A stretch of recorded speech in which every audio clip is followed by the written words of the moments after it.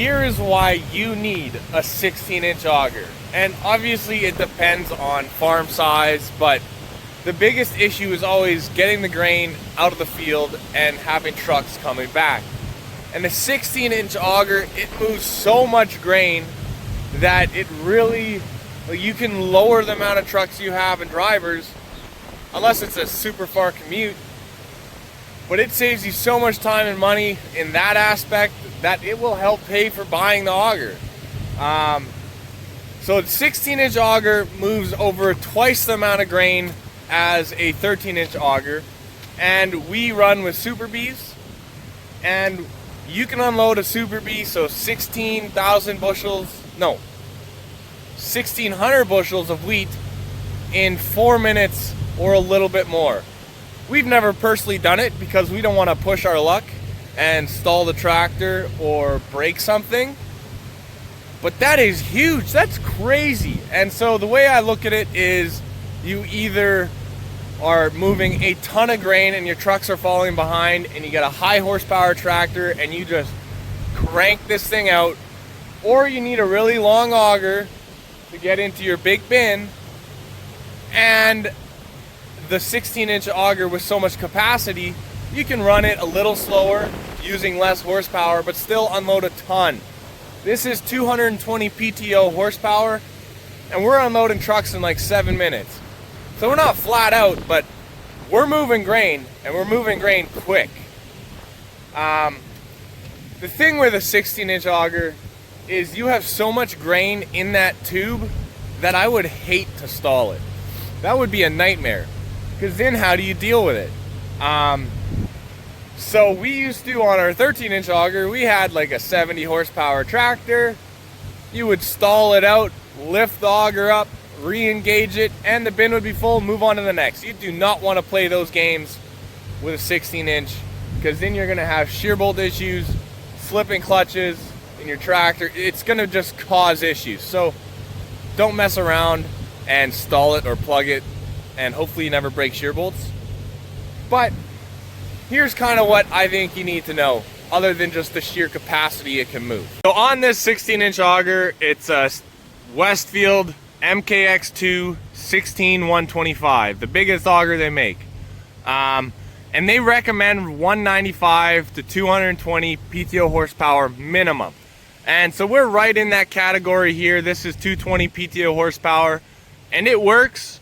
We never run it full, but it still moves a ton of grain. And for what we need, it is perfect.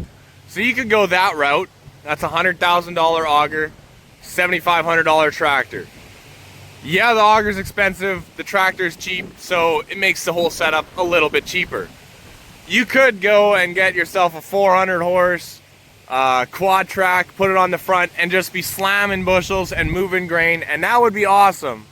But the big thing is you never want to stall it or plug it because the bin gets full, because then you're going to have all kinds of issues. You hear guys with big augers like this snapping off shafts in the tube just because there's so much weight and so much power, something's gonna give. But using this, it is better than going to an elevator. We haul with 3 Super Bs, and this auger will unload faster than going to an elevator, which is crazy and saves you so much time, and there is no wait time when you're going into your own bins. This being the MKX2, it has some redesigns and some nice things about it. Most notably the spout. Instead of a regular auger coming up and butting up against the wall and dropping down, this has a flow-through spout, which they say reduces your horsepower needs and increases the amount of bushels you can move, which is, it's a very nice feature. But the biggest thing I think when you're going to a size of auger like this is auger steer. It helps you moving around yards. If you're ever transporting it and getting into a tight spot, that allows you a lot of flexibility. And from what my brother has told me, and he has said, is that with the auger steer, we've got this line of bins. You crank the wheels on the auger to go that way, you crank the tractor to go that way, and instead of going forward, backing up, you can literally just drive sideways, hit the next bin, keep going. That saves you a ton of time. Another thing, obviously, if you have no budget, the teleswing would be awesome. I would love that, but I mean, we're kind of on a budget, so we didn't get that. It has electric auger move though, which still saves you a ton of time and is really nice. All in all, we've been extremely impressed with the auger. We were thinking about selling it after our first year, getting something else, but we've used it again this year, and I don't think this auger is going to go anywhere. It's been fantastic and totally worth the upgrade. But by far the biggest questions I get asked are, how much grain does it move and how much horsepower do you need? Like I said, you can unload a Super Bee in just over 4 minutes, which is 1,600 bushels of wheat. It moves 23,000 bushels a minute, or an hour, so that's, I think it's like 380 bushels a minute, which is stinking fast. And everybody's worried they're not going to have enough power. The power thing you can kind of work around. Like I said, if you're in a huge rush, you need big power on front of it so you can just slam the grain through it. But if you're barely making do with a 13, you go to a 16, you don't have to run it full, and then you don't need all that power. Also, tough grain, you're going to need more power. Higher up you go, you're going to need more power. But we bought this tractor with the cheap horsepower in mind, and I think anyone with 200 plus horsepower, you know, you could feasibly run this and it would work for you. You have to run it a little slower, but you're still going to be moving way more bushels than a 13-inch auger. I would say you would want to probably have a large 1000 PTO. You can get small 1000 half shafts to run this on a tractor with a small 1000 PTO, but the half shaft is 25 or 3 grand. So that's a lot of money.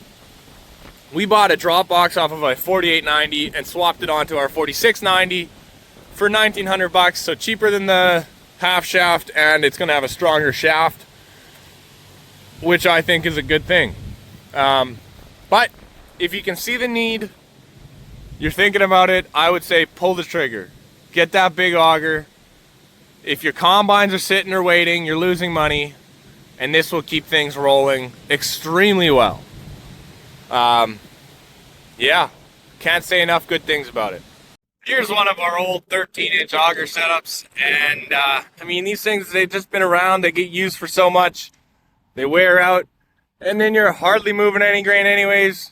495, that thing worked on here, but just barely, and it's a case. I mean, that thing would chooch just like the other one we have, depending how hard you're running. So we decided to get the cheap horsepower tractor to run our auger, because we were using the 765C on that auger last year, and between the tractor and auger, I mean, it was $250,000 plus for that auger and grain moving setup, which, I mean, that's expensive hours every time you're running that tractor, and it just costs you a lot. So the cheap horsepower version drastically reduced the price of our auger setup, and it has worked phenomenally. 320 horses is what that 765 had. It had no issues with whatever we put on it or in it, but it was just way too expensive to keep using long term. You do want to make sure you have enough hydraulic pressure in your tractor to be able to lift it up. I think they recommend 2100 PSI at least. This thing is right around there, and it does all right with it, but that is a problem people have run into, is getting cheap horsepower and not being able to lift their tractor. Here's a little bit more in depth of the auger steer as well. You can lock out the pins when you're roading it, and when you do that, you suck in this side and you suck in this side. It makes it more narrow, but then when you get to your vineyard, you set your wheels out and then you can steer it, and it works wonders.